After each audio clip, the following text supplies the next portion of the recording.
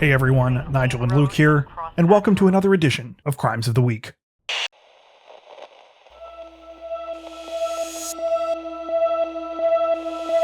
A man and woman found dead on a remote section of U.S. Route 395 this Monday have been identified as William Adrian Larson and Yesenia Larson.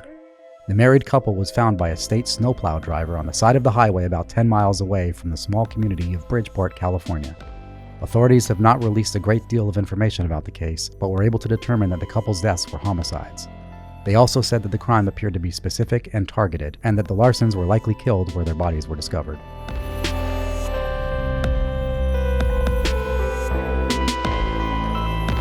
It appears that the suspect who burglarized a Big Slice Pizza in Fullerton, California last week was in no rush to complete his crime. Police released security video of the suspect taking a break from clearing out the restaurant's cash register and taking multiple tablet computers to make himself a pizza. The man in the video, who can be seen showing off his dough working technique, has been identified as 25-year-old Oscar Sanchez. After giving up on his culinary project, Sanchez reportedly finished off the burglary by stealing the pizzeria's delivery car. Sanchez was arrested on Friday, just 2 days after the security footage was released by Fullerton police. He now faces charges of suspicion of grand theft auto, second-degree burglary, as well as a number of other crimes.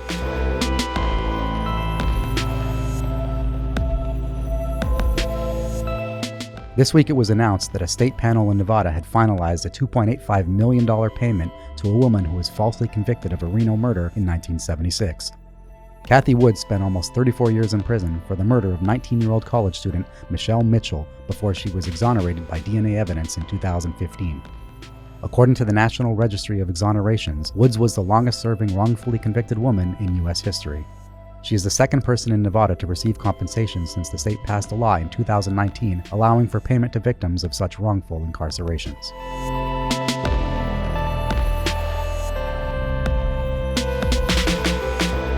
An Oklahoma police officer responding to a house fire call last Friday got the shock of his life when it turned out the report was for his own house. When Officer Anthony Louie arrived on scene, he found his home engulfed in flames and learned that his family was still inside. Louie entered the blaze and was able to rescue his entire family, who suffered no serious injuries thanks to his quick actions. However, Louie is said to have sustained serious burns, and his condition is not known at this time. Investigators say that it is not yet clear what started the fire.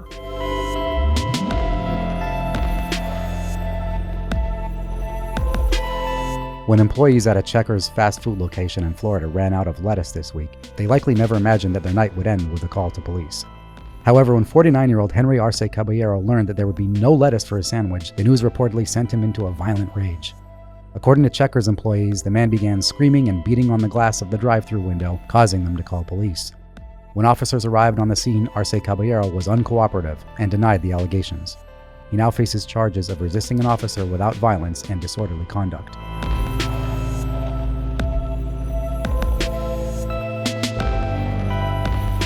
New DNA evidence may lead to a conviction in the 25-year-old cold case of Christine Monroe.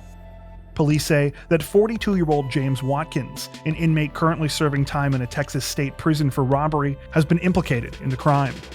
Monroe was 37 years old and working as a nurse in Redding, California in 1995 when she was raped and murdered while jogging.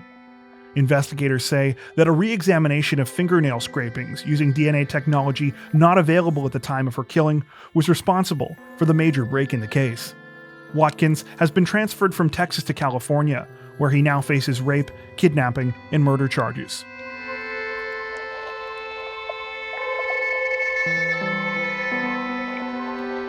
A South Carolina man who was convicted of killing and dismembering his teenage roommate was sentenced to 60 years in prison this week.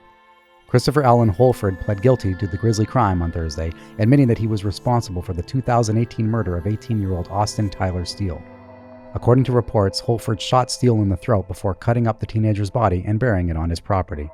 The two men shared a mobile home in Lancaster at the time of the crime, along with Holford's wife. Holford gave no motive for the murder, but had formally denied any involvement in the crime and at one point even tried to blame his wife. His lawyer cited past trauma as a contributing factor in the killing.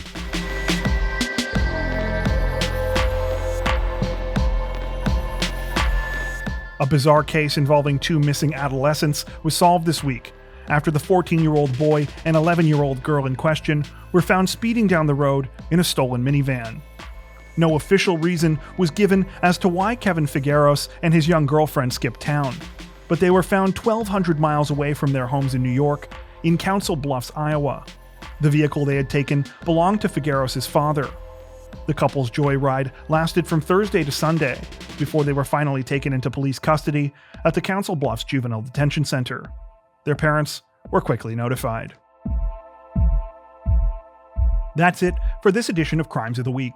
If you enjoyed our video, don't forget to like and subscribe to Crime Zone for more true crime content like this, making sure to hit the notification bell to stay up to date with our latest releases. Thank you for watching.